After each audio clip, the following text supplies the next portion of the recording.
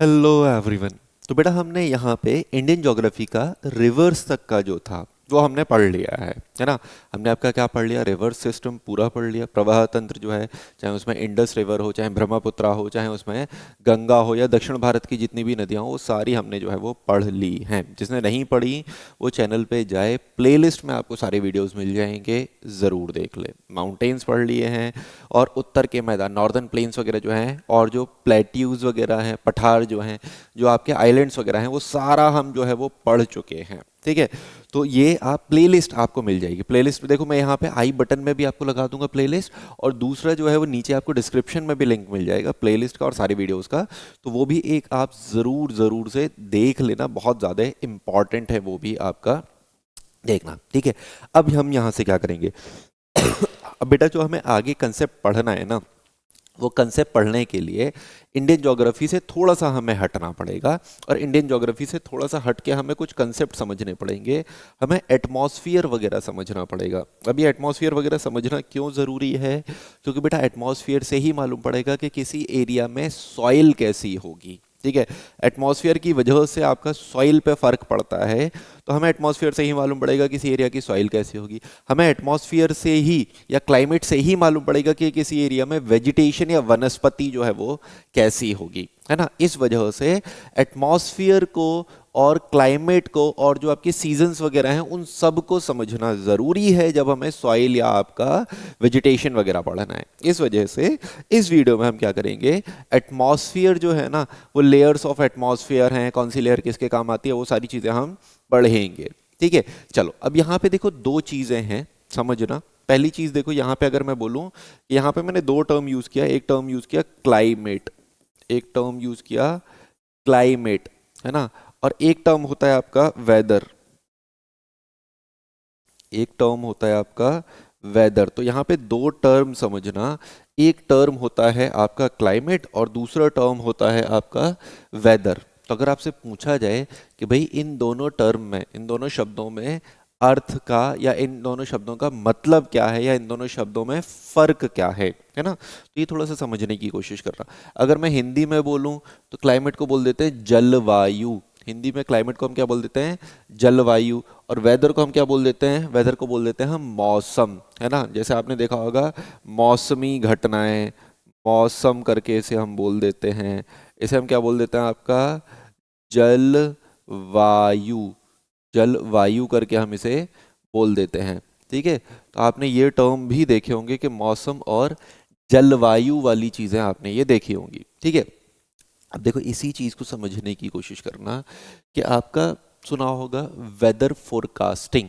Indian meteorological department जो है, भारतीय मौसम विभाग जो है, वो क्या बताता है, वो आपका मौसम बताता है। मौसम बताता है मतलब आपका किस दिन क्या हुआ, मतलब आज जो है वो मौसम कैसा रहेगा, ये आपका बताता है। तो मौसम क्या होता है सर, एटमॉस्फेरिक प्रेशर कैसा रहेगा, ह्यूमिडिटी जो है वो कैसी रहेगी, टेम्परेचर जो है वो कैसा रहेगा, है ना, जो है विंड है, विंड स्पीड कितनी रहेगी। ठीक है, ये सारी चीज़ें जो होती हैं ये सब मिलके क्या बनाती हैं, आपका मौसम बनाती हैं। प्रेसिपिटेशन क्या रहेगा, रेनफॉल रहेगा नहीं रहेगा, रेनफॉल नहीं रहेगा तो क्या आपका कुछ और चीज़ें होंगी, क्या आपका वो हो जाएगा, स्नोफॉल हो जाएगा, या इस तरीके से क्या चीज़ें होंगी। वो सारी चीज़ें आपका जो एक पर्टिकुलर एरिया का बताती हैं वो हम क्या बोल देते हैं, उसे वेदर बोल देते हैं, उसे हम मौसम बोल देते हैं, जो आपका शॉर्ट ड्यूरेशन का होता है। क्योंकि आज का और कल का मौसम जो है वो चेंज हो सकता है। ठीक है, आज आपका मौसम कुछ और हो सकता है और कल जो है मौसम कुछ और हो सकता है। और वहीं अगर हम बात करें क्लाइमेट की, वहीं अगर हम बात करें क्लाइमेट की, क्लाइमेट मतलब आप क्या है, जलवायु।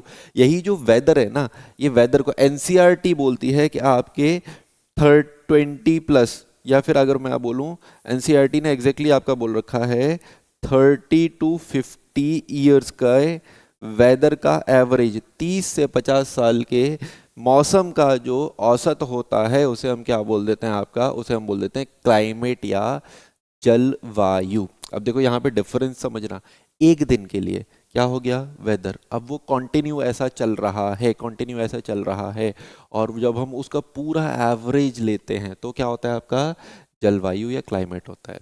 अब यहाँ पे कंसेप्ट क्या आया कि मौसम डेली चेंज होगा। क्या जलवायु डेली चेंज होगी, क्या क्लाइमेट डेली चेंज होगा? नहीं, क्लाइमेट में आपको चेंजेस जनरली देखने को नहीं मिलते। क्लाइमेटिक कंडीशन तब हम चेंज मानते हैं कि जब आपका एक काफ़ी लंबे समय तक चीज़ें चेंज हो रही हैं। ठीक है, तो ये आपको समझ में आया कि वेदर क्या होता है और क्लाइमेट क्या होता है। ठीक है, यहाँ तक किसी को कोई कंसेप्ट में दिक्कत तो नहीं है? जिसे दिक्कत हो बेटा एक बार रिवाइंड करके देख लेना, बहुत इजीली चीज़ें क्लियर हो जाएगी। ठीक है, चलो अब यहाँ पे वेदर और क्लाइमेट वाली चीज़ें आपको समझ में आई। अब देखो यहाँ पे थोड़ी सी चीज़ें और आगे समझना। ये जितने भी आपको वेदर और क्लाइमेट के फिनोमेना मिलते हैं, है ना, ये जितने भी आपको वेदर और जो क्लाइमेट की चीज़ें मिलती हैं, वो किस में मिलती हैं? वो मिलती हैं आपका एटमॉस्फियर में, वो मिलती हैं एटमॉस्फियर में, है ना। चाहे वो वेदर हो चाहे वो क्लाइमेट हो, ये सारी चीज़ें आपको कहाँ मिलती हैं? ये सारी चीज़ें मिलती हैं आपको एटमॉस्फियर में। यहाँ पे वेदर और क्लाइमेट को समझने से पहले, मॉनसून को समझने से पहले हमें क्या समझना ज़रूरी है? हमें एटमॉस्फेयर की लेयर्स समझना ज़रूरी है, एटमॉस्फेयर की परतें, है ना। आपके ये जो मंडल ये है वायुमंडल, जिसे हम एटमॉस्फेयर को हम हिंदी में क्या बोलते हैं? वायुमंडल बोल देते हैं। तो वायुमंडल की जितनी भी लेयर्स हैं, उन लेयर्स को समझना ज़रूरी है। अगर आप उन लेयर्स को समझ जाते हो तो आप बहुत सारी चीज़ें एटमॉस्फेयर की जो हैं वो समझ जाओगे। वो चीज़ें आपको पढ़ने में समझने में इजी होगा। तो हम यहाँ पे अब क्या पढ़ने की कोशिश करेंगे कि सर हम आपका एटमॉस्फेयर या लेयर ऑफ एटमॉस्फेयर जो है वो पढ़ने की कोशिश करेंगे। तो वही हम यहाँ पे पढ़ते हैं, है ना। तो चलो नेक्स्ट स्लाइड पे चलते हैं। अब देखो लेयर ऑफ एटमॉस्फेयर में एक डायग्राम जो पॉपुलरली आपको एनसीईआरटी वगैरह सब में मिलता है, वो कुछ इस तरीके का डायग्राम है जो आपको एनसीईआरटी वगैरह में सब में मिलता है। अब थोड़ा सा चेंज होगा, है ना। यहाँ पे मैंने जो डायग्राम लगाया है वो थोड़ा सा चेंज है, एनसीईआरटी वगैरह में जो मिलेगा वहाँ पे थोड़ा सा चेंज होगा। ठीक है, लेकिन डायग्राम आपका ऑलमोस्ट ऐसा ही डायग्राम है जो आपको देखने को मिलेगा। ठीक है, अब देखो यहाँ पे समझना शुरू करेंगे लेयर टू लेयर, है ना। मैं बताता भी जाऊँगा, हिंदी इंग्लिश दोनों में बताता भी जाऊँगा। अभी यहाँ पे डायग्राम इंग्लिश वाला है, अगली स्लाइड में हम हिंदी वाला डायग्राम भी देख लेंगे। तो हिंदी वाले बच्चे परेशान मत होना कि सर मुझे तो समझ में ही नहीं आ रहा, है ना। बेटा पढ़ाई करने पे ध्यान दो, पढ़ने पे ध्यान दो, ये हिंदी इंग्लिश पे ध्यान मत दो। आपको चीज़ें जो समझाई जा रही हैं, पढ़ाई जा रही हैं, उन पे ज़्यादा ध्यान दो, वो आपका एग्ज़ाम निकालेंगी, ना कि आपके एक्सक्यूज़। ठीक है, चलो वापस आते हैं हम। अब देखो यहाँ पे अगर मैं एटमॉस्फेयर की बात करता हूँ, एक छोटा सा कंसेप्ट समझना।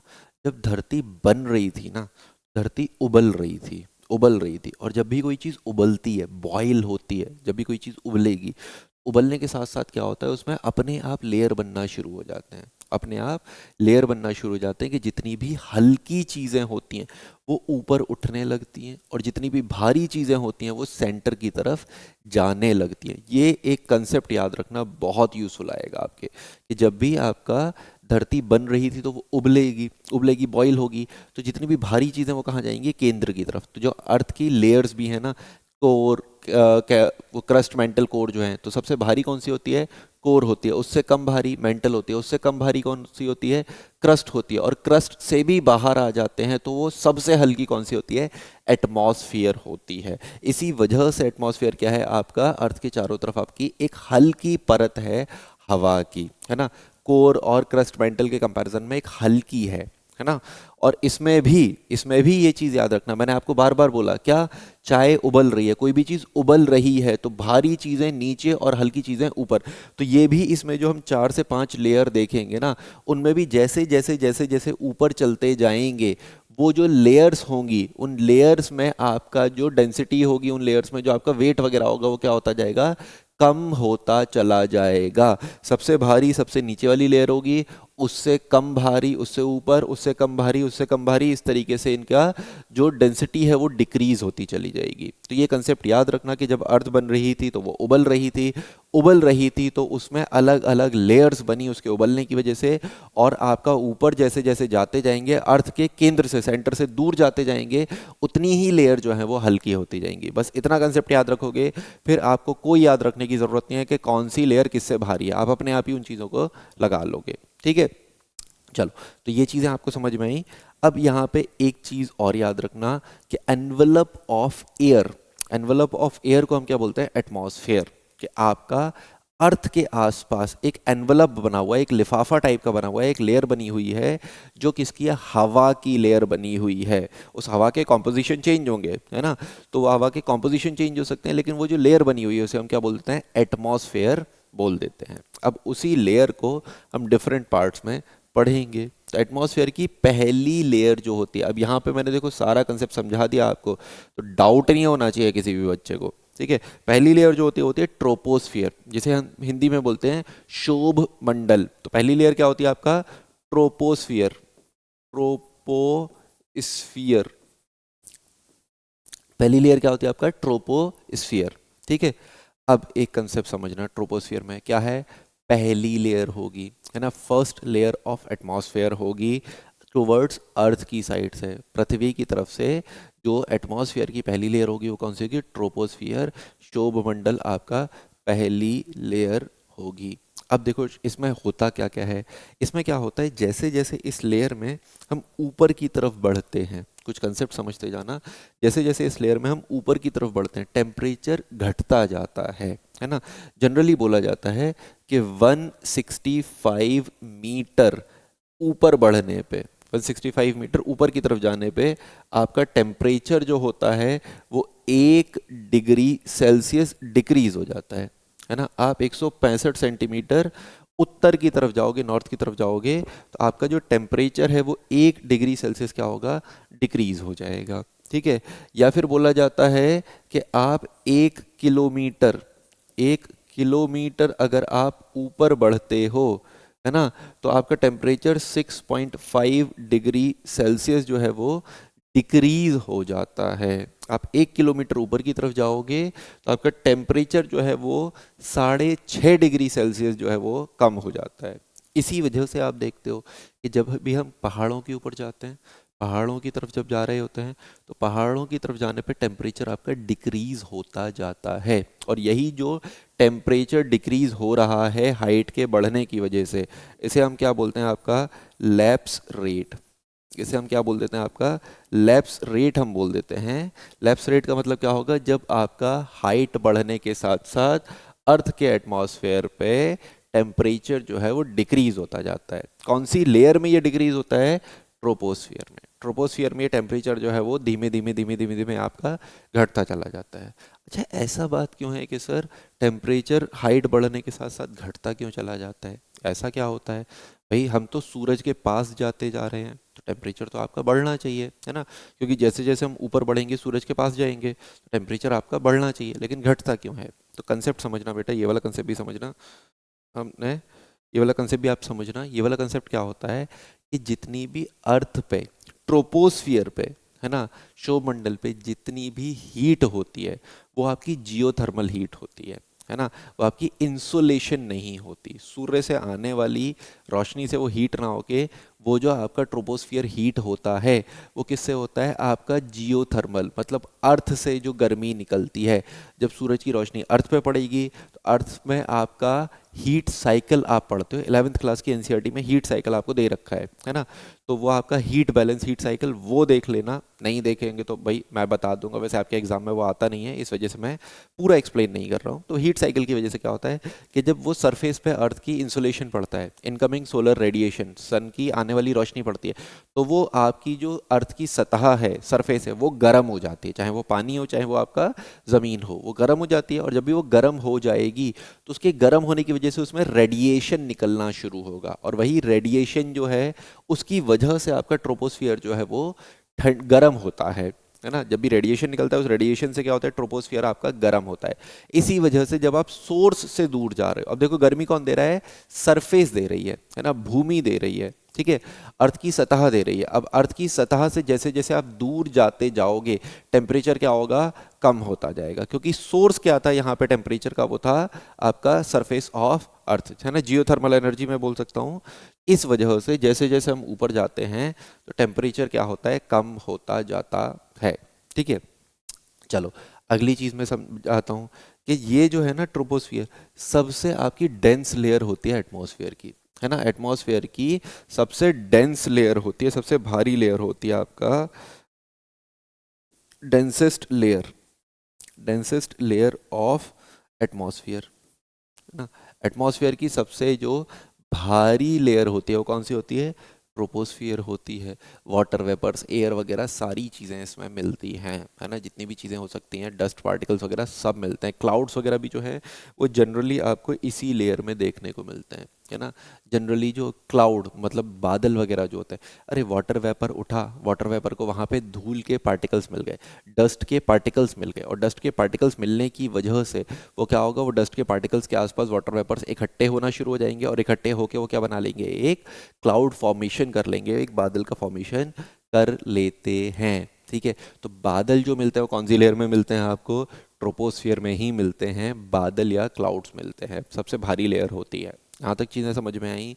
अब देखो, क्योंकि बादल मिल रहे हैं, अब बादलों के टकराने से बिजली कड़क जाएगी, बादलों में आपका ज़्यादा पानी हो जाएगा तो वो बारिश करवा देंगे, है ना। बादलों के मूवमेंट की वजह से सनलाइट का आना जाना कम ज़्यादा वो हो जाएगा, तो मौसम जो है वो चेंज हो जाएगा, है ना। वाटर वेपर्स कौन सी लेयर में मिल रहे हैं? ट्रोपोस्फियर में ही मिल रहे हैं। तो ये सारी चीज़ें आपको देखने को मिल रही हैं, और यही सारी चीज़ें क्या होती हैं? एटमॉस्फेरिक प्रेशर को चेंज करती हैं, यही सारी चीज़ें टेम्परेचर को चेंज करती हैं, यही सारी चीज़ें इनकमिंग सोलर रेडिएशन को चेंज करती हैं। तो इस तरीके से जो छोटी छोटी चीज़ें होती हैं उन्हें ये चेंज करती हैं।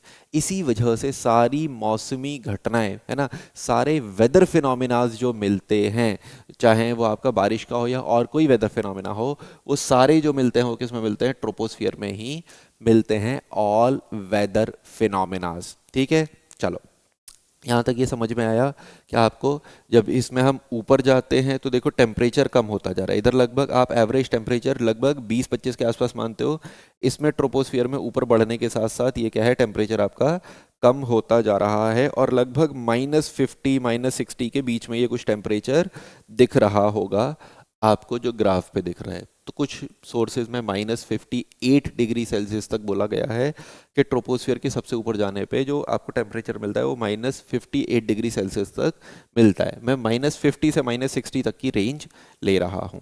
ठीक है, अब एक और चीज़, भाई ये ट्रोपोस्फियर कितनी ऊंचाई तक मिलेगा, है ना। अर्थ की सरफेस से कितनी ऊंचाई तक हम जाएं तो हमें ट्रोपोस्फियर जो है वो, शोभमंडल जो है वो मिलेगा। ठीक है, तो ये इसमें भी थोड़ा सा कंसेप्ट समझना। अब देखो मैं इसे क्लियर कर दे रहा हूँ, जिसने ये नहीं लिखा वो लिख लेना, है ना। तो कहाँ तक मिलेगा भाई? यहाँ पे जो मिलेगा ये अलग अलग मिलेगा। इक्वेटर, इक्वेटर पे, भूमध्य रेखा पर ये मिलेगा आपको लगभग 13 किलोमीटर। 13 किलोमीटर, कुछ सोर्सेज में 20-20 किलोमीटर तक भी लिखा हुआ है ना। कुछ सोर्सेज में 20 भी लिखा हुआ है, तो मैं यहाँ 20 किलोमीटर भी मेंशन कर देता हूँ, परेशान मत होना। ठीक है, चलो। और पोल जो होगा ध्रुवों पे, है ना, पोल्स पे क्या मिलेगा? ये आपका पोल्स पे मिलेगा ये आपका 8 किलोमीटर के अराउंड। एनसीईआरटी वाला डाटा बता रहा हूँ, एनसीईआरटी में 8 और 13 किलोमीटर लिखा हुआ है। ये सर ऐसा क्यों होता है कि इक्वेटर पे ये ज़्यादा मिलता है और पोल्स पे जो है वो कम मिलता है? समझना। अब देखो, अर्थ की ग्रेविटी, अर्थ का गुरुत्वाकर्षण बल सबसे अधिक कहाँ होता है? पोल पे, ध्रुवों पे। अर्थ का गुरुत्वाकर्षण बल सबसे अधिक कहाँ होता है? पोल्स पे, ध्रुवों पे। सबसे कम कहाँ होता है? इक्वेटर पे। और गुरुत्व आकर्षण बल किसे खींचता है? मासेस को खींचता है, वजन को खींचता है। अगर मास नहीं है, अगर कोई चीज़ भारी नहीं है तो क्या वो खींचेगी? नहीं खींचेगी। गुरुत्वाकर्षण बल जो होता है, ग्रेविटी जो होती है, वो एम के बीच में होती है, 2 m, दो मासेस के बीच में होती है। तो अब देखो सबसे ज़्यादा भारी लेयर कौन सी? ट्रोपोस्फियर। सबसे ज़्यादा भारी लेयर कौन सी? आपका ट्रोपोस्फियर है, शोभ मंडल है। तो शोभ मंडल भारी लेयर है, ज़्यादा मासेस हैं, तो पोल्स की तरफ इसे खींचा जाएगा। ग्रेविटी जो होगी वो गुरुत्वाकर्षण बल इसे खींचेगा, तो और तो ये क्या आ जाएगा? नीचे की तरफ मूव करना शुरू कर देगा। दूसरी चीज क्या होती है? इनकमिंग सोलर रेडिएशन, जिसे हम इंसोलेशन बोलते हैं, पोल्स पे वो बहुत कम होता है। कितना होता है सर? पोल्स पे वो होता है लगभग 70 वाट/मीटर स्क्वायर, है ना। 1 मीटर स्क्वायर एरिया में 70 वाट का ही आपका इंसोलेशन होता है, तो बहुत कम होता है। तो वहां पे जब कम इंसोलेशन होगा तो धूप या टेम्परेचर कम आ रहा है, टेम्परेचर कम आ रहा है तो वाटर मॉलिक्यूल्स जो है वो ठंडे होंगे, है ना। वाटर मॉलिक्यूल्स होंगे, कैसे होंगे आपके? ठंडे होंगे। और आपने देखा होगा ठंडी चीज़ें जो होती हैं, ठंडी हवा जो है वो डाउनवर्ड मूव करती है, वो नीचे की तरफ बहना शुरू करती है। इस वजह से भी पोल्स पे जो आपका जो ट्रोपोस्फियर होगा वो ज़्यादा ऊंचाई तक नहीं होगा। वहीं इक्वेटर पे बात करें तो इक्वेटर पे इंसोलेशन होता है 280 से लेके 320 वॉट पर मीटर स्क्वायर, है ना। इक्वेटर पे, भूमध्य रेखा पे इंसोलेशन कितना होता है? 280 से लेके 320 वॉट पर मीटर स्क्वायर। डिफरेंस देख रहे हो? डिफरेंस देख रहे हो कि लगभग यहाँ पे इसका 5 गुना चला गया, यहाँ का 4 से 5 गुना चला गया। तो यहाँ पे इनकमिंग सोलर रेडिएशन बहुत ज़्यादा होता है, बहुत ज़्यादा होता है। उसकी वजह से क्या होता है? उसकी वजह से आपका ज़्यादा धूप, ज़्यादा टेम्परेचर, और जब आपके पानी को, मॉलिक्यूल्स को या हवा को, गर्म हवा जो होती है, गर्म हवा अपने आप किधर भागती है? ऊपर की तरफ भागती है। ये कंसेप्ट आपने देखा होगा घरों में, वो लगे होते हैं, वेंटिलेशंस लगे होते हैं, है ना। आपने देखा था जो वेंटिलेशन के लिए विंडोज लगी हुई होती हैं, वो किधर होती हैं? ऊपर लगी हुई होती हैं। वेंटिलेटर्स हम बोलते हैं। एसी को हम हमेशा कहाँ प्लेस करते हैं? ऊपर प्लेस करते हैं। क्यों प्लेस करते हैं? कि ऊपर से ठंडी हवा अपने आप नीचे फ्लो कर जाएगी, और जैसे ही हवा गर्म होगी वो आपका वेंटिलेट होके कहाँ जाएगी? ऊपर जाएगी, और ऊपर वेंटिलेटर से वो बाहर निकलती जाएगी, है ना। तो वही कंसेप्ट यहाँ पे लग रहा है कि भाई गर्म हवा है तो ज़्यादा ऊपर तक जा रही है, तो इसकी वजह से इक्वेटर पे जो आपका है वो ये काफ़ी ऊपर मिलता है, और आपका जो पोल्स या ध्रुवों पे जो होता है, इसकी ऊंचाई जो होती है कंपैरेटिव जो है वो कम मिलती है ट्रोपोस्फियर की, है ना। तो ट्रोपोस्फियर के बारे में आप कुछ मेन पॉइंट्स जो इंपॉर्टेंट थे वो आपने समझे। अब देखो, ट्रोपोस्फियर में मौसमी घटनाएं होती हैं, बायोस्फीयर के लिए बहुत इंपॉर्टेंट होता है। बहुत कम आपके प्लेन वो होते हैं, बर्ड्स वगैरह जो ट्रोपोस्फियर को क्रॉस कर पाते हैं, सारे ये ट्रोपोस्फियर में ही उड़ते रहते हैं, ठीक है। लेकिन ट्रोपोस्फियर में कभी भी प्लेन नहीं उड़ाए जाते। जितने भी हवाई जहाज़ होते हैं ना, हवाई जहाज़ को आप ट्रोपोस्फियर में नहीं उड़ाते। हवाई जहाज़ को आप जनरली कहाँ उड़ाते हो? ट्रोपोस्फियर के ऊपर वाली जो लेयर होती है उसमें उड़ाते हो आप हवाई जहाज़ या जितने भी प्लेन होते हैं, ठीक है। उन्हें आप इसमें नहीं उड़ाते हो, ठीक है, ट्रोपोस्फियर में नहीं उड़ाते हो। तो ये आपने ट्रोपोस्फियर के कुछ इंपॉर्टेंट जो पॉइंट्स थे जो पूछे जाते हैं वो आपने देखे, ठीक है। चलो अब हम अगली लेयर की बात करते हैं। अब देखो, कोई भी लेयर आएगी ना उसके बाद पॉज आएगा। तो ट्रोपोस्फियर आई तो ट्रोपोपॉज। ट्रोपोपॉज मतलब जहाँ पे ट्रांजिशन जोन है कि एक लेयर से दूसरी लेयर में आप कन्वर्ट हो रहे हो। तो ट्रोपोस्फियर पे से जब हम स्ट्रेटोस्फियर पे जा रहे हैं, है ना, समताप मंडल पे जा रहे हैं, तो वहाँ पे आपका थोड़ा सा एक पॉज आएगा, उसी को हम क्या बोल देते हैं? ट्रोपो पॉज बोल देते हैं, ठीक है। अब देखो, ये जो आपका स्ट्रेटोस्फियर है, स्ट्रेटोस्फियर कहाँ मिलेगी? ये इस तरीके से था डायग्राम, आप एनसीईआरटी में देखोगे तो इस तरीके से डायग्राम था आपका कि इधर तो आपका पोल थे और इधर इक्वेटर था, है ना, इक्वेटर था। तो इक्वेटर, अब यहाँ पे ये कहाँ था? 8 किलोमीटर के अराउंड, और ये था लगभग 13 किलोमीटर के अराउंड। अब इससे ऊपर बढ़ना शुरू करें और एक ही लेयर बना लें जो कहाँ तक हो? 50 किलोमीटर तक, जो कहाँ तक हो? 50 किलोमीटर तक की हो, है ना। ये इसके ऊपर जा रहा है, मतलब जमीन से लगभग 50 किलोमीटर की ऊंचाई तक। और आपका ट्रोपोस्फियर से ऊपर जो लेयर मिलती है उसे हम क्या बोलते हैं? उसे हम बोलते हैं स्ट्रेटोस्फियर, उसे हम बोलते हैं समताप मंडल, ठीक है। स्ट्रेटोस्फियर या समताप मंडल। अब समताप मंडल भी क्यों बोलते हैं ये भी मैं आपको समझाऊंगा, बहुत आराम से समझना। एक तो मैंने आपको ये क्या बता दिया, इनका वो बता दिया। अब देखो टेम्परेचर और देखना, इस लेयर में जब हम ऊपर बढ़ते जाते हैं तो टेम्परेचर कम होता जाता है। फिर टेम्परेचर ट्रोपोपॉज जो होगा वहाँ पे टेम्परेचर में चेंज नहीं होगा। समताप लेयर में जब हम ऊपर बढ़ते जाते हैं तो टेम्परेचर क्या है आपका? बढ़ता हुआ जाता है। ऐसा क्यों होता है? समझते हैं ऐसा क्यों होता है। समताप मंडल में एक लेयर मिलती है जिसका नाम है ओजोन लेयर। समताप मंडल में एक लेयर मिलती है जिसका नाम क्या है? Ozone layer. ओजोन लेयर जो O3 मॉलिक्यूल्स होते हैं उनसे मिलकर बनी होती है। बहुत ज़रूरी है बेटा ओजोन लेयर, क्योंकि ओजोन लेयर जितनी भी अल्ट्रा वायलेट रेडिएशन आ रहे होते हैं, कहाँ से? सूरज से, है ना, सन से, उन्हें एब्जॉर्ब कर लेता है, उन्हें अवशोषित कर लेता है।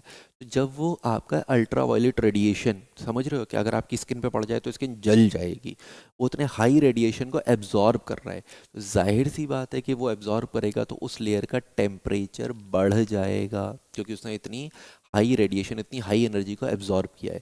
इसी वजह से जैसे ही हम समताप मंडल में ऊपर की तरफ बढ़ते हैं तो क्या होता है? टेम्परेचर बढ़ने लगता है। और देखो ऊपर की तरफ बढ़ने पे टेम्परेचर और क्यों बढ़ेगा, मैंने बार बार आपको बताया कि जब भी हवा गर्म होती है तो वो ऊपर की तरफ जाती है और हवा ठंडी होती है तो वो नीचे की तरफ आती है। तो समतापमंडल में जो ज़्यादा गर्म हवा होगी, जो ज़्यादा गर्म आपके पार्टिकल्स होंगे वो किधर होंगे, ऊपर की तरफ होंगे, और जैसे जैसे नीचे की तरफ आएंगे उनका गर्मी या उनका टेम्परेचर जो है कंपैरेटिव कम होगा। इस वजह से अब देखो यहाँ पे स्ट्रेटोस्फियर में है ना, आपका समतापमंडल में ऊपर बढ़ने पे टेम्परेचर बढ़ता जाता है, जबकि ट्रोपोस्फियर में ऊपर बढ़ने पे टेम्परेचर कम होता जाता था। क्यों? क्योंकि यहाँ पे सोर्स क्या था, अर्थ की लेयर थी। यहाँ पे सोर्स क्या है आपका, सनलाइट है। ठीक है, ये चीज़ समझ में आई। चलो अब यहाँ पे मैं एक और चीज़ बताता हूँ।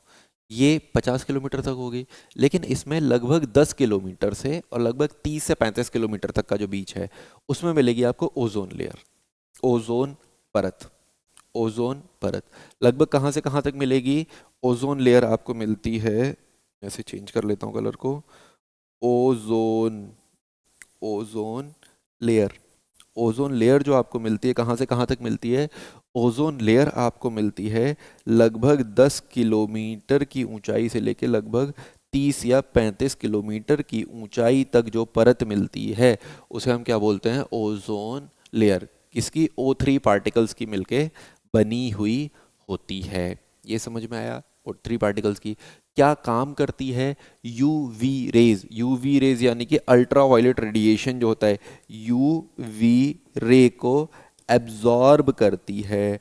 अल्ट्रा वायलेट रेडिएशन को अवशोषित करने का काम कौन करती है, आपकी ओजोन परत करती है, जिससे आपका जो समतापमंडल होता है वो गर्म हो जाता है। ठीक है, यहाँ तक समझ में आ गया।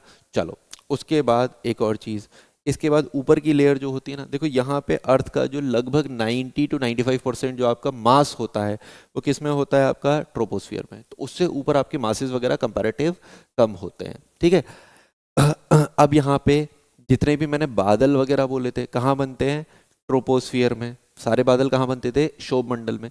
इससे ऊपर आपको बादल नहीं मिलता, मतलब आपको समताप मंडल में बादल वगैरह नहीं मिलता। जब बादल वगैरह नहीं मिलता तो जितने भी प्लेन विमान वगैरह उड़ाए जाते हैं, हवाई जहाज वगैरह जो उड़ाए जाते हैं, वो कौन सी लेयर में उड़ाए जाते हैं सर, वो उड़ाए जाते हैं आपका स्ट्रेटोस्फियर में, समताप मंडल में। हवाई जहाज कहाँ उड़ेंगे, स्ट्रेटोस्फियर में। जेट स्ट्रीम्स आपने सुना होगा, है ना, जब हम विंड पढ़ेंगे तो वो वाला सेक्शन भी देखेंगे। जेट स्ट्रीम्स क्या होती हैं, जेट स्ट्रीम्स जो आपका चलती हैं, जनरली हवाएं तो सरफेस के आसपास चलती हैं, हवाएं जो चलती हैं वो ट्रोपोस्फियर में चलती हैं, लेकिन वही तेज़ हवाएं जब आपका ऊपर चल रही होती हैं जिसे हम जेट स्ट्रीम्स बोल देते हैं, तो जेट स्ट्रीम कौन सी लेयर में मिलते हैं, स्ट्रेटोस्फियर में, समताप मंडल में ही मिलते हैं आपको जेट स्ट्रीम। क्योंकि कोई रुकावट नहीं होगी, रुकावट नहीं होगी तो जो हवाएं चलेंगी वो बहुत तेज़ हवाएं चलेंगी, जिसे हम क्या बोल देते हैं, आपका जेट स्ट्रीम्स बोल देते हैं। तो वो भी आपको कहाँ मिलेगी, समताप मंडल में। ठीक है, अब देखो ओजोन लेयर का मैंने बताया यूवी रेज, ओजोन डिप्लीशन हो गया था, ओजोन लेयर जो है धीमे धीमे आपका डिप्लीट हो गई थी, पतली हो गई थी, खत्म हो गई थी, जिसकी वजह से अर्थ की सरफेस पे यूवी रेडिएशन आया था सन का, जिससे लोगों को स्किन डिजीज जो है वो होना शुरू हुए थे। तो इसी स्किन डिजीज से रिलेटेड या इसी आपका ओजोन लेयर डिप्लीशन से रिलेटेड आपके दो पॉइंट याद रखेंगे कि ओजोन लेयर या ओजोन परत खराब किसकी वजह से हुई थी सर, यूज होते थे आपका CFC, क्लोरोफ्लोरोकार्बन्स थे, क्लोरोफ्लोरोकार्बन्स की वजह से ओजोन लेयर में छेद हो गया था, क्योंकि वो रिएक्ट करते थे, ओजोन को पार्ट्स में तोड़ देते थे, एक O अपने साथ मिला लिया करते थे और O2 ऑक्सीजन के फॉर्म में रिलीज कर देते थे। इसकी वजह से ओजोन लेयर में डिप्लीट हो गया था। CFC या HFC हाइड्रोफ्लोरोकार्बन्स भी थे, ये भी ओजोन लेयर डिप्लीशन का काम करते हैं। अब ओजोन लेयर का डिप्लीशन हो गया है ना, तो हमने क्या किया भैया, हमें ओजोन लेयर को बचाना है। ऑस्ट्रेलिया के आसपास हुआ था, ऑस्ट्रेलिया और अंटार्कटिका के आसपास ये आपका ओजोन होल हुआ था। तो फिर बोला कि भाई ओजोन लेयर को बचाना है। जब ओजोन लेयर को बचाना है तो उसके लिए 1987 में कनाडा के मॉन्ट्रियल, कनाडा के मॉन्ट्रियल जगह पे मॉन्ट्रियल प्रोटोकॉल हुआ। वो मॉन्ट्रियल प्रोटोकॉल किससे संबंधित था, ओजोन परत के संरक्षण से संबंधित, आपका कंजर्वेशन ऑफ ओजोन लेयर से रिलेटेड आपका क्या था, मॉन्ट्रियल प्रोटोकॉल, जो 1987 में कहाँ हुआ, कनाडा के मॉन्ट्रियल जगह पर किया जाएगा। ठीक है, यहाँ तक समझ में आया। ओजोन लेयर कौन सी यूनिट में मेजर होती है, कौन सी यूनिट में मेजर करते हैं, ये क्वेश्चन भी आपका कई बार पूछा गया है। तो ओजोन लेयर जिस यूनिट में मेजर होती है उस यूनिट का नाम है डॉप्सन। जिस यूनिट में आपका ओजोन लेयर जो है वो मेजर होती है उस यूनिट का नाम है डॉप्सन, है ना। जिस आपके मात्रा या मानक जो इसका होता है वो क्या है, डॉप्सन है, जिसमें आपका ओजोन लेयर को मेजर किया जाता है। ठीक है, तो ये आपने स्ट्रेटोस्फियर, है ना, स्ट्रेटोस्फियर से रिलेटेड सारी चीज़ें देखी, समताप मंडल से रिलेटेड सारी इंपॉर्टेंट चीज़ें। जेट स्ट्रीम्स, प्लेन यहाँ पे उड़ाए जाएंगे, कोई मौसमी घटना नहीं होगी, कोई बादल नहीं होगा, ऊंचाई पे बढ़ने के साथ साथ टेम्परेचर जो है वो आपका बढ़ता जाता है। क्यों समताप बोलते हैं कि टेम्परेचर आपका ओजोन परत मिलती है, ओजोन परत के बारे में आपने ये सारी चीज़ें देखी। ठीक है, तो ये हो गया आपका समताप मंडल। जितने पॉइंट बता रहा हूँ वो सारे पॉइंट इंपॉर्टेंट हैं, वो सारे पॉइंट एग्जाम में पूछे जाते हैं, और कोई हम यहाँ पे फालतू का ऐसा पॉइंट नहीं पढ़ रहे हैं जो आपके एग्जाम्स के ओरिएंटेड ना हो, है ना, जो आपके एग्जाम से इररिलेवेंट हो। ठीक है, चलो अब फिर जब हम आगे जाएंगे तो अगली लेयर आएगी मीजोस्फीयर, मध्य मंडल आएगी आपकी अगली लेयर। अब मीजोस्फीयर या मध्य मंडल को समझना, ठीक है। अब देखो मीजोस्फीयर या मध्य मंडल को समझना, स्ट्रेटोस्फीयर खत्म हुआ, स्ट्रेटोपॉज आ गया। अब देखो 50 किलोमीटर की हाइट तक क्या थी आपका, 50 किलोमीटर की हाइट तक थी आपका स्ट्रेटोस्फीयर। 50 किलोमीटर से ऊपर और लगभग 80 किलोमीटर की हाइट तक, 80 किलोमीटर मतलब ये 30 किलोमीटर का स्ट्रेच हो गया। 50 से लेके 80 किलोमीटर की हाइट के बीच में जो आपको लेयर मिलती है वो कौन सी मिलती है, मध्य मंडल या मीजोस्फीयर मिलती है। ठीक है, अब मीजोस्फीयर में कोई पार्टिकल्स वगैरह नहीं है, कोई पार्टिकल्स वगैरह आपको यहाँ पे मीजोस्फीयर में नहीं देखने को मिलते हैं। तो जब आपको एयर के पार्टिकल्स नहीं देखने को मिलेंगे, आपको यहाँ पे ओजोन लेयर देखने को नहीं मिलेगी, क्योंकि ओजोन लेयर यहाँ पे थी।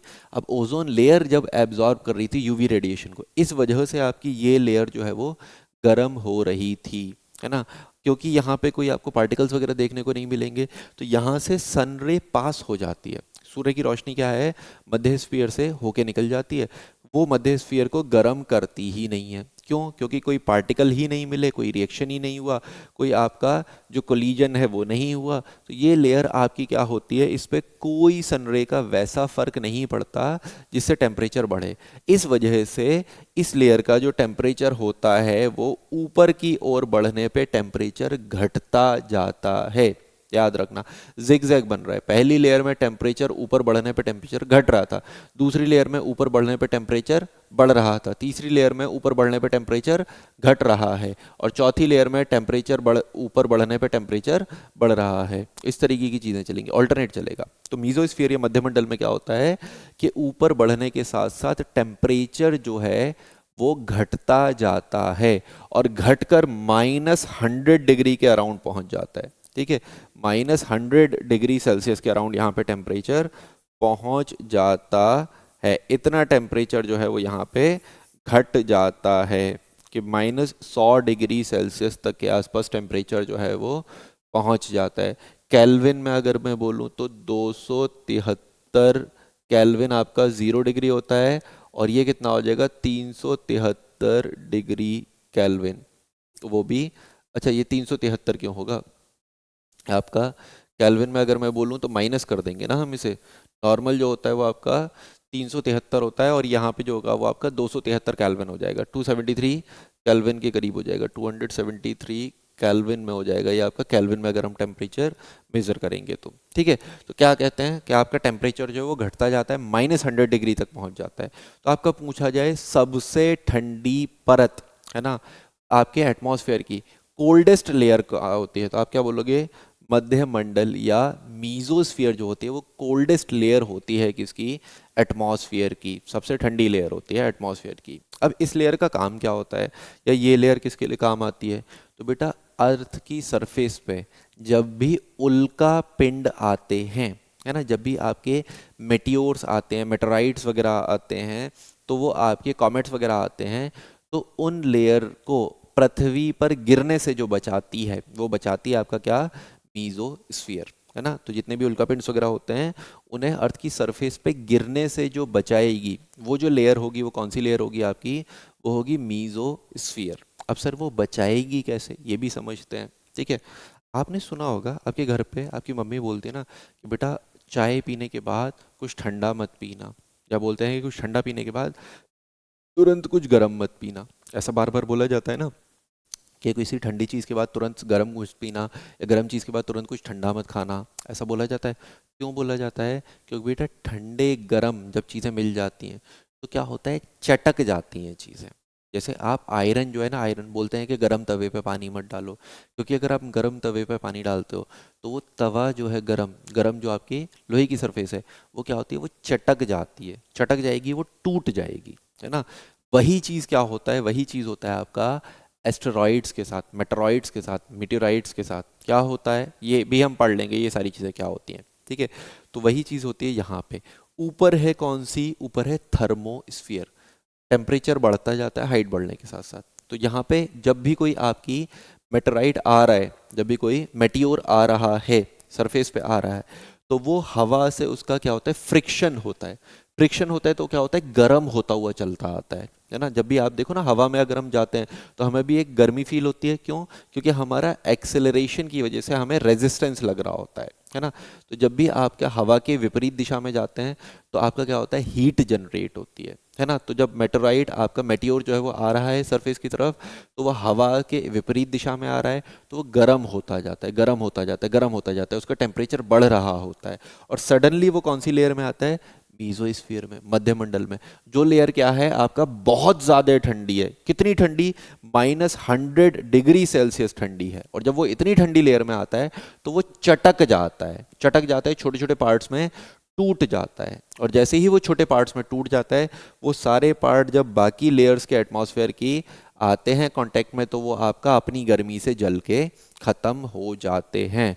कोई ही ऐसा मेटियोर हो जो इस लेयर को क्रॉस कर पाता हो और जो ना चटके, या जो बहुत बड़े हिस्से में चटक गया, ऐसा बहुत कम होता है। नहीं तो ज्यादातर आपके मेटियोर्स को, उल्का पिंडों को तोड़ देती है, चटक जाते हैं, टूट जाते हैं, और टूटने के बाद वो अर्थ की जो एटमॉस्फेयर है उसी में वो जल के क्या होते हैं, वो खत्म हो जाते हैं। तो उल्का पिंडों से जो बचाने का काम करती है आपको, वो कौन सी लेयर करती है? वो करती है आपका मीजोस्फीयर या मध्य मंडल का ये काम होता है। इससे ज्यादा इसका ऐसा कोई मेजर काम नहीं है जो आपके एग्जाम में पूछा जाए, ठीक है। अब देखो अगली लेयर हम बोलते हैं, अगली लेयर है थर्मोस्फियर, तापमंडल। थर्मोस्फियर, अगली लेयर है थर्मोस्फियर, तापमंडल, ठीक है। थर्मोस्फियर के बारे में भी चीजें समझना। पहली चीज, टेम्परेचर बढ़ने के साथ साथ, हाइट बढ़ने के साथ साथ टेम्परेचर बढ़ता है। 80 किलोमीटर के आसपास तक मिल रही थी आपको मीजोस्फीयर। 80 किलोमीटर से ऊपर, कितना ऊपर? 80 किलोमीटर से ऊपर लगभग 680 किलोमीटर तक चले जाएं तो आपका जो लेयर मिलती है, या कुछ बुकों में 600 दे रखा है, कुछ बुकों में 700 भी दे रखा है, तो एक रफ आइडिया रखेंगे कि इससे ऊपर 80 किलोमीटर से ऊपर जो लेयर मिलती है वो कौन सी मिलती है? तापमंडल। वो मिलती है आपको थर्मोस्फियर, ठीक है। थर्मोस्फियर में हाइट बढ़ने के साथ साथ टेम्परेचर बढ़ता जाता है, ठीक है। एक और कंसेप्ट समझना, थर्मोस्फियर में ही, थर्मोस्फियर या तापमंडल का ही पार्ट है आयनोस्फियर, आयन मंडल। ये जो आयनोस्फियर है ना, आयनोस्फियर, आयन मंडल, ये भी पार्ट किसका है? थर्मोस्फियर का ही पार्ट है, जो आपको लगभग 80 किलोमीटर से 400 किलोमीटर तक की ऊंचाई पर मिलता है, ठीक है। वैसे और भी मिलता है, लेकिन आप जो याद रखोगे वो 80 से लगभग 400 किलोमीटर तक की ऊंचाई में मिलता है आयन मंडल, आयनोस्फियर। और ये आयन मंडल जो होता है, अब देखो यहाँ पे देखो तापमंडल गर्म क्यों होता है भाई? तापमंडल गर्म इसलिए होता है कि जो आपका इनकमिंग सोलर रेडिएशन आया है ना, जो आपका इंसोलेशन जिसे हम बोलते हैं, है ना, सूरज की जो रोशनी आई, वो किससे टकराएगी? वो आयन, छोटे छोटे ये जो पार्टिकल्स हैं, इनसे टकराएगी। और जब वो टकराएगी तो उसकी वजह से ये पार्टिकल्स मूव करना शुरू कर देंगे, और वो पार्टिकल्स मूव करना शुरू कर देंगे तो ये हीट प्रोड्यूस कर देंगे, है ना। जब टकराएगी तो जाहिर सी बात है उन्हें एनर्जी देगी, और एनर्जी किसका फॉर्म होता है? हीट का फॉर्म होता है। इस वजह से ये लेयर जो होती है वो आपका टेम्परेचर बढ़ता जाता है जैसे जैसे आपकी हाइट बढ़ती जाती है। ये समझ में आया? चलो, अब ये जो आयन होते हैं ना, ये जो आयन होते हैं, इनका काम क्या होता है? इन आयन का काम इतना होता है कि ये आपका जो आपका वो होता है रेडियो वेव्स होता है, उन्हें रिफ्लेक्ट कर देते हैं। है ना, जितनी भी रेडियो तरंगे होती हैं उन्हें ये क्या कर देते हैं, रिफ्लेक्ट कर देते हैं, उन्हें ये वापस भेज देते हैं। तो ये जो आयन स्फीयर है, अब देखो मैं बोलूँ कि यहाँ पे मेरी आयन स्फीयर है, यहाँ पे मैंने बना रखा है आयन स्फीयर, आयन मंडल बना रखा है, ये पूरा आयन मंडल बना रखा है, ठीक है, आयन मंडल बना रखा है। और यहाँ पे आपका आयन मंडल पे ये आपकी आई रेडियो तरंगे, ये आई आपकी रेडियो वेव्स, रेडियो वेव्स आई। तो ये क्या करेगा, रेडियो वेव्स को इसके टकराने के बाद वो आपका रिफ्लेक्ट कर देगा, रेडियो वेव्स को टकराने के बाद ये सब तरफ आपका रिफ्लेक्ट कर देगा, किसी एक डायरेक्शन में नहीं करता, सब तरफ रिफ्लेक्ट कर देता है, सब तरफ आपका रिफ्लेक्ट कर देता है ना। तो यहाँ से आपका ये क्या है, ट्रांसमीटर है, इसने ट्रांसमिट करी और यहाँ पे इससे रिफ्लेक्ट हो गई, और यही आपके डिफरेंट एंटीना लगे होते हैं जिसे हम रिसीवर बोलते हैं, तो वो इन रेडियो वेव्स को क्या कर लेगा, रिसीव कर लेगा।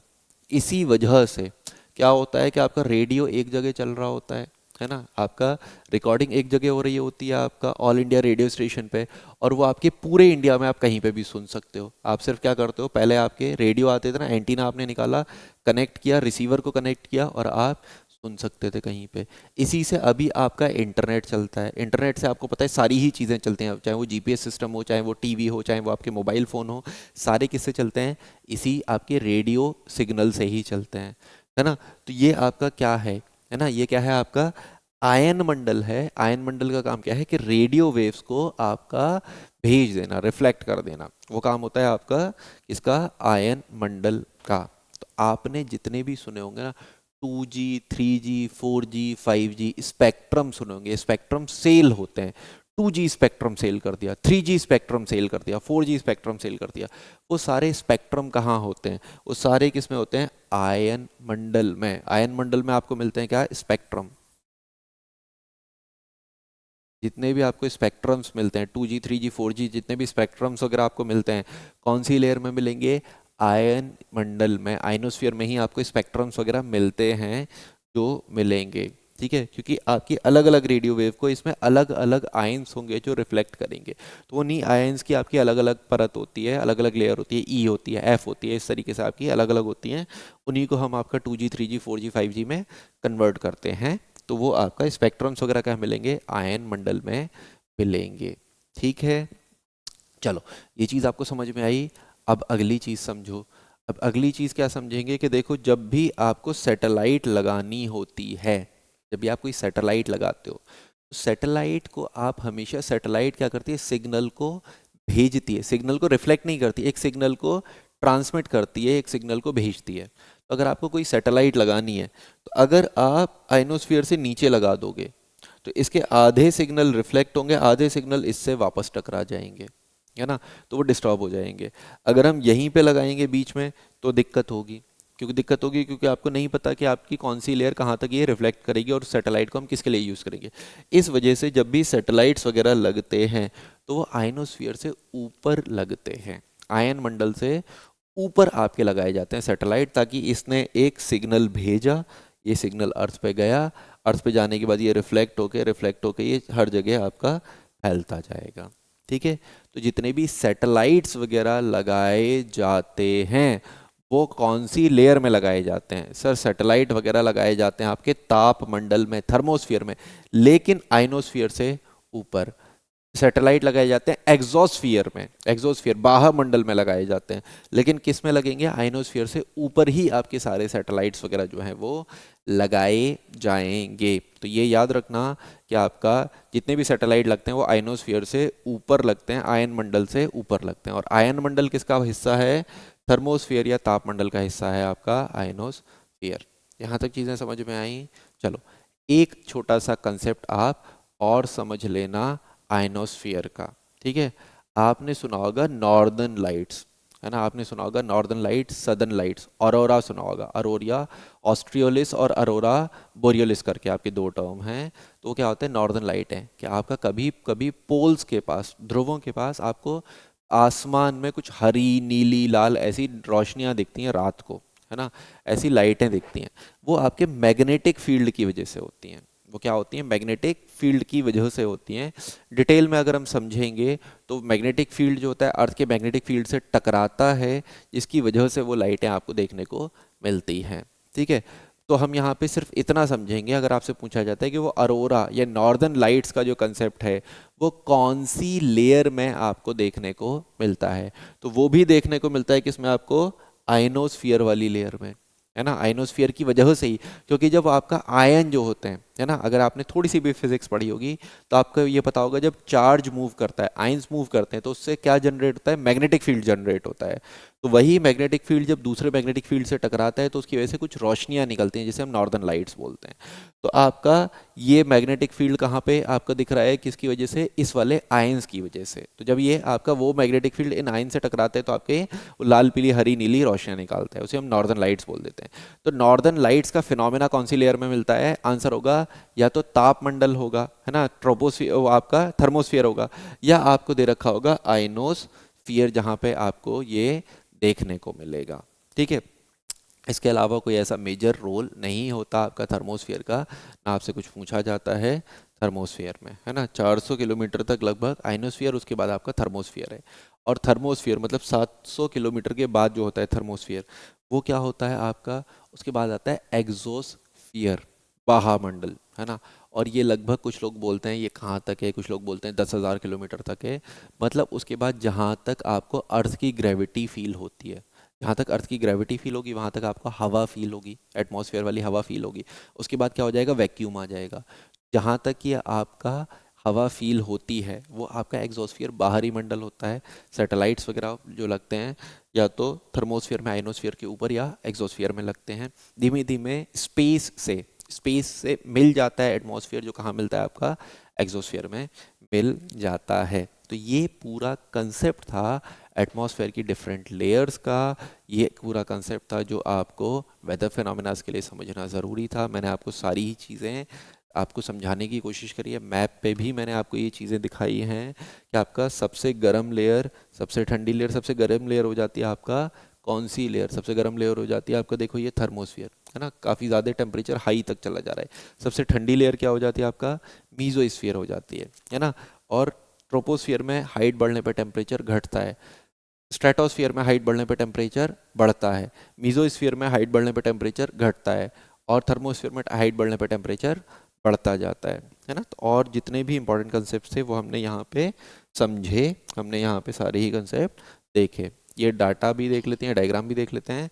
एनसीईआरटी में आपको ये डायग्राम देखने को मिलता है ना। तो ये आपका डायग्राम को ध्यान से देख लेना, जो मैंने पॉइंट्स बताए थे वो पॉइंट्स आप ध्यान से पढ़ लेना। बहुत इम्पॉर्टेंट पॉइंट्स हैं वो आपके, जो देखने को मिलते हैं। या एनसीईआरटी में आपको ये दे रखा है कि अर्थ से जस्ट ऊपर क्षोभ मंडल, समताप मंडल, मध्य मंडल, ताप मंडल और बाह्यमंडल, इस तरीके से हम बाहर की तरफ जाते हैं। ठीक है, तो चलो बेटा इस वीडियो में हम लोग इतना ही रखते हैं। अगले वीडियो में आपका जो मौसमी घटनाएं होती हैं, वेदर फिनोमेनास जो होते हैं, जो आपका प्रेसिपिटेशन वगैरह हम बोलते हैं, बारिश वगैरह जो बोलते हैं, हम मानसून वगैरह और विंड्स वाली जो चीज़ें वो अगले वीडियो में आपका देखेंगे। ठीक है, चलिए मिलते हैं आपसे नेक्स्ट वीडियो में।